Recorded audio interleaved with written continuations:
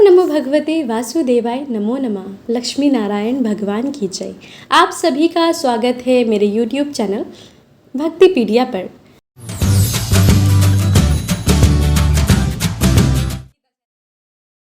आज के इस वीडियो में आप रसपान करने वाले हैं इंदिरा एकादशी की कथा का। तो आइए श्रवण करते हैं। हिंदू शास्त्र के अनुसार हर एकादशी भगवान विष्णु को समर्पित है।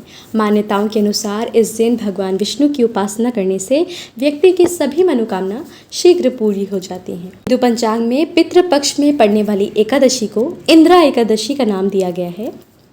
ऐसी मान्यता है कि इस व्रत को करने से न केवल व्यक्ति की इच्छाएं पूरी होती हैं, बल्कि पितरों को मोक्ष और उनकी आत्माओं को शांति भी मिलती है। ये व्रत अश्विन मास के कृष्ण पक्ष की एकादशी को मनाया जाता है। एकादशी व्रत का पारण हमेशा सूर्यदेव के बाद ही किया जाता है। इस दिन भगवान विष्णु के भक्त पीला वस्त्र पहन के सूर्य भगवान को अर्घ्य देने के साथ ही पूजा प्रारंभ करते हैं। इंदिरा एकादशी भगवान विष्णु को समर्पित है। इस तिथि का महत्व इसलिए है क्योंकि ये पितृपक्ष के दौरान आती है। ग्रंथों में कहा गया है कि श्राद्ध के दिनों में विष्णु पूजा करने से भी पितर तृप्त हो जाते हैं, इसीलिए इसका महत्व बढ़ जाता है। ग्रंथों के अनुसार इस एकादशी पर विधि पूर्वक व्रत कर इसके पुण्य को पूर्वज के नाम पर दान कर दिया जाए तो उन्हें मोक्ष मिल जाता है और व्रत करने वाले को वैकुंठ की प्राप्ति होती है। पद्म पुराण के अनुसार इस एकादशी का व्रत करने वाले व्यक्ति के 7 पीढ़ियों तक के पितृ तर जाते हैं। इस एकादशी का व्रत करने वाला भी स्वयं मोक्ष प्राप्त करता है। इंदिरा एकादशी का व्रत करने और भगवान विष्णु की विधिवत पूजा करने से वैकुंठ धाम की प्राप्ति होती है। पुराणों में बताया गया है कि जितना पुण्य कन्यादान, हजारों वर्षों की तपस्या और उससे अधिक पुण्य एकमात्र इंदिरा एकादशी व्रत करने से मिल जाता है। अश्विन महीने की एकादशी पर घी, दूध, दही और अन्न दान करने का विधान ग्रंथों में बताया गया है। इस तिथि पर ज़रूरतमंद लोगों को खाना खिलाया जाता है। ऐसा करने से पितर संतुष्ट होते हैं। इन चीज़ों का दान करने से सुख और समृद्धि बढ़ती है, धन लाभ होता है और सेहत अच्छी रहती है। इस एकादशी के व्रत और पूजा की विधि अन्य एकादशियों की तरह ही है, लेकिन सिर्फ अंतर यह है कि इस एकादशी पर शालिग्राम भगवान की पूजा की जाती है।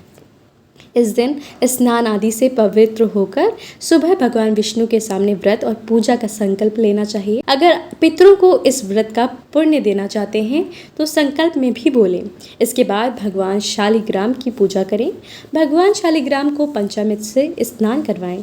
पूजा में अबीर, गुलाल, अक्षत, यज्ञोपवीत फूल होने चाहिए। इसके बाद तुलसी पत्र जरूर चढ़ाएं। तुलसी पत्र के साथ भोग लगाएं।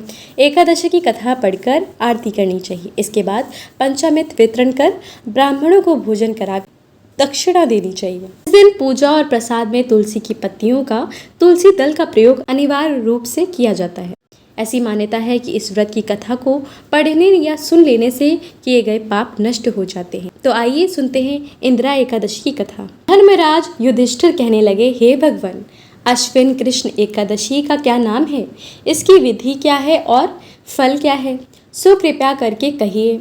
भगवान श्री कृष्ण कहने लगे, इस एकादशी का नाम इंदिरा एकादशी है। ये एकादशी पापों को नष्ट करने वाली और पितरों को अधोगति से मुक्ति देने वाली होती है। हे राजन, ध्यान पूर्वक इसकी कथा सुनो। इसके बाद इसके सुनने मात्र से वाजपेयी यज्ञ का फल मिलता है। प्राचीन काल में सतयुग के समय महेशमती नाम की एक नगरी में इंद्रसेन नाम का एक प्रतापी राजा धर्मपूर्वक अपनी प्रजा का पालन करते हुए शासन करता था। वह राजा पुत्र, पौत्र और धन आदि से संपन्न और विष्णु का परम भक्त था।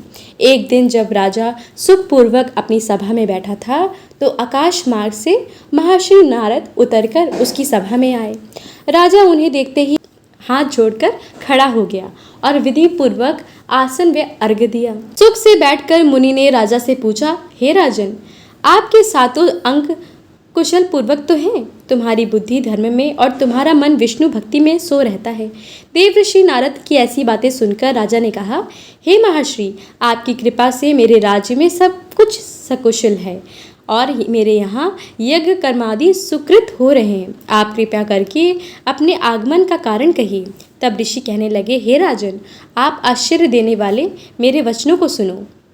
मैं एक समय ब्रह्मलोक से यमलोक को गया। वहाँ श्रद्धापूर्वक यमराज से पूजित होकर मैंने धर्मशील और सत्यवान धर्मराज की प्रशंसा की। उसी यमराज की सभा में महान ज्ञानी और धर्मात्मा तुम्हारे पिता को एकादशी का व्रत भंग होने के कारण देखा। उन्होंने संदेशा दिया है, सो मैं तुम्हें कहता हूँ।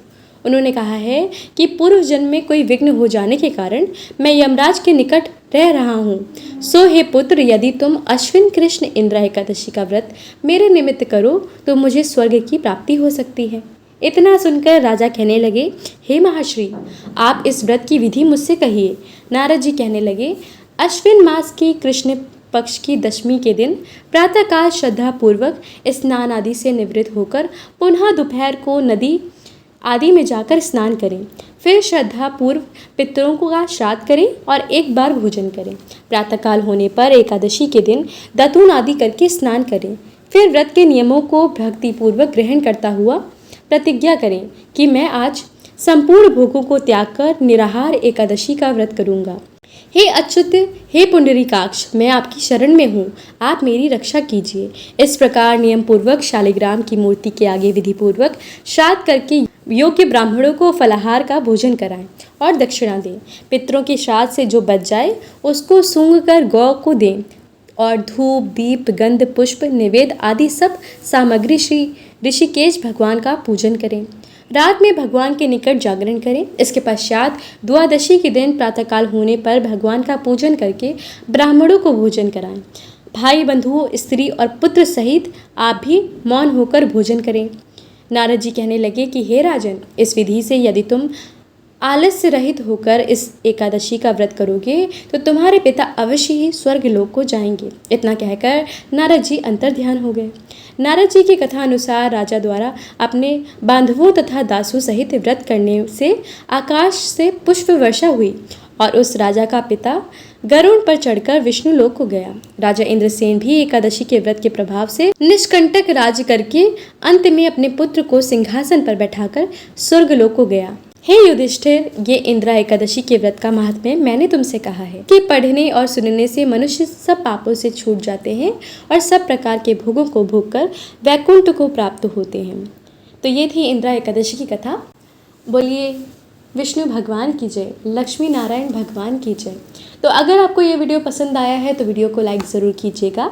अगर आप मेरे चैनल पर पहली बार आए हैं तो चैनल को भी सब्सक्राइब कीजिएगा और हाँ, कमेंट में श्री हरि विष्णु की जय लिखना बिल्कुल मत भूलिएगा। आप सभी के कष्टों का निवारण श्री हरि विष्णु करें।